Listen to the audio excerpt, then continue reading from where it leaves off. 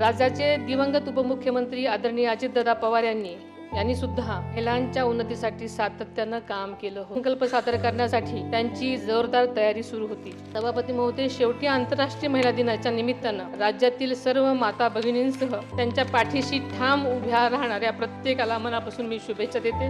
महिलांच्या सक्षमीकरणासाठी महायुती सरकार कटिबद्ध असल्याची ग्वाही देते।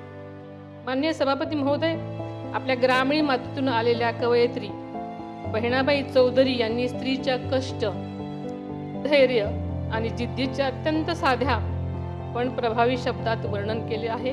त्या म्हणतात, अरे संसार संसार जसा तवा चुल्यावर, आधी हाताला चटकेत तेव्हा मिळते भागत। आपल्या सगळ्याला हे माहिती आहे, पण त्यांचा अर्थ खूप खोल आणि सखोल आहे। या ओळीमध्ये स्त्रीच्या सहनशीलतेची, कष्टाची, सृजनशक्तीची ताकद दडलेली आहे। आजची स्त्री अशा जिद्दीने संकटांना सामोरी जात स्वतःचा, कुटुंबाचा आणि समाजाचा विकास घडवत आहे। याच विचारातून महिलांना सन्मान, संधी आणि सुरक्षितता देणारा समाज घडवण्याचा आपला संकल्प अधिक दृढ करूयात असं आवाहन करते आणि आज थांबते। धन्यवाद।